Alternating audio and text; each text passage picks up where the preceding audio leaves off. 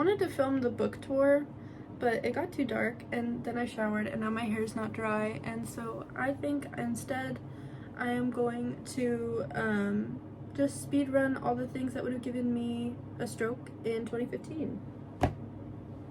So enjoy.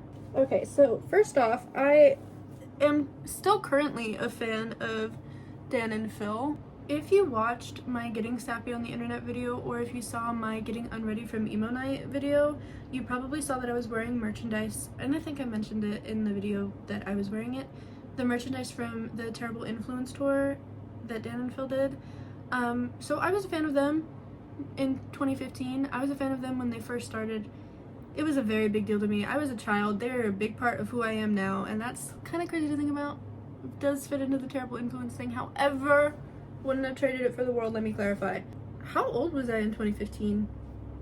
What year was all of this stuff? I feel like that's relevant, but I'm just gonna say it. If anything wasn't exactly 2015, just know that it's like the concept of an era of which this would have occurred or hadn't occurred yet. It would have blown my mind. That's the whole concept. I think I was 12 in 2015, which, fun fact, that's the year I came out. That's another story for another time. In 2015, I don't believe that Dan had come out yet. I don't believe that Phil had come out yet. And so I think the fact that they would both be openly out would have blown my fucking mind. Especially the fact that then, when the hiatus happened, the fact that they then came back and went on tour and I got to see them live would have driven me insane. I would have blown into smithereens if I thought I saw them live. So gay. So gay and so good. What else?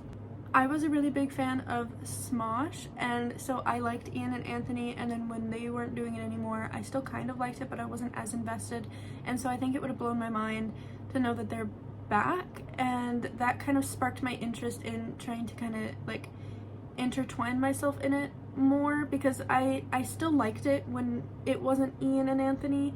But I think during that period of time when that happened, I wasn't as big on watching YouTube. I would like keep tabs on certain things, but I started to lose like the whole obsession over, or not obsession, like hyperfixation on, or I guess that's like obsessive, I don't know, hyperfixation on certain things. And so Smosh was one of those things where just, I didn't watch it as much. I would, like I said, keep tabs. I was a fan of Courtney and Shane, and so I think it would have blown my mind to know that they are married, that they had hard launched their relationship on April 1st and then announced that they weren't kidding on April 2nd.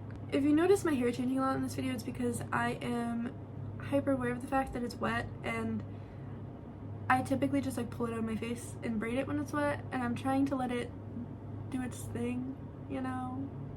And I keep fidgeting with it, like moving it, getting it out of my face, because I have bangs that are growing out, and so like they're in my face and they're not staying off to the side, but then I'm like, you know, so then I'm like, oh, I want to cover it, and then I forget that my hair is wet, so then it ends up looking like that.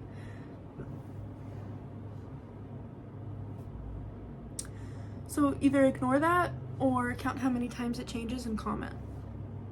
Whatever makes you happy. So we've got the Dan and Phil situation covered. Would have sent me into cardiac arrest. We've got Smosh covered. So Ian and Anthony getting back together, Shane and Courtney being together. What else do we got? You know, it's a good one.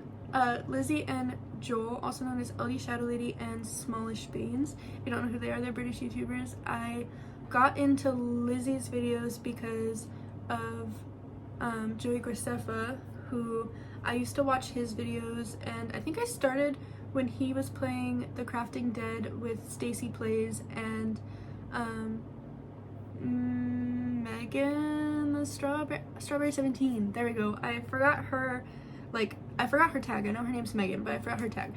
They played The Crafting Dead, which, oh my gosh, the way that sent me into a straight deep dive into hyperfixating on zombies and playing The Crafting Dead on my laptop with the mouse pad. That was insane. I played with my friends. I remember there was like this whole situation where like I jumped off, it would like break your legs. I jumped off of a building and broke my leg, and I was constantly breaking bones in literal Minecraft. And these friends that I made online, I don't know, I'm still friends with one of them.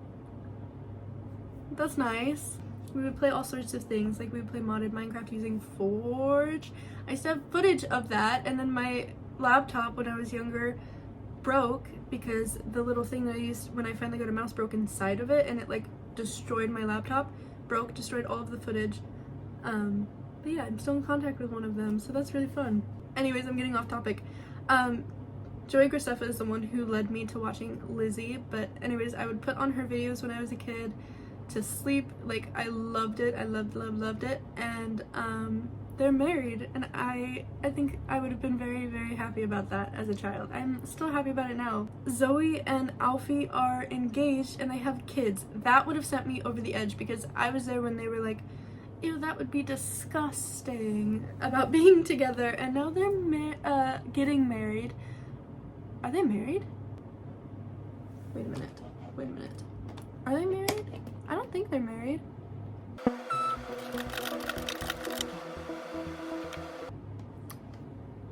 They're engaged, but they're not married yet. But they are engaged and they have kids, and I'm just, oh my god.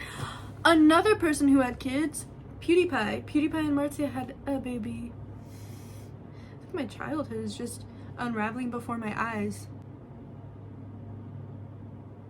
We got Dan and Phil are gay. I saw them live. They're not on hiatus. The channel's back and better than ever.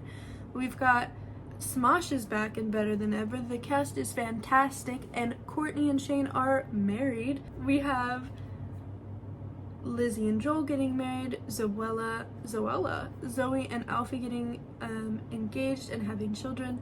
We have PewDiePie and Marcia having children.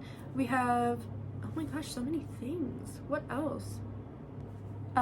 Phil says fuck now. I don't know if I mentioned it, but Dan and Phil did the, what else would have sent me over the edge?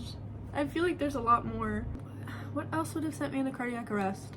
J.K. Rowling's transphobic. Panic at the Disco broke up and he's a terrible person.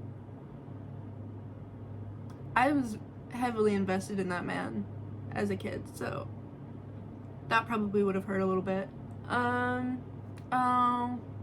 There's a couple YouTubers that I had merchandise from, such as a sweater with a pig on it.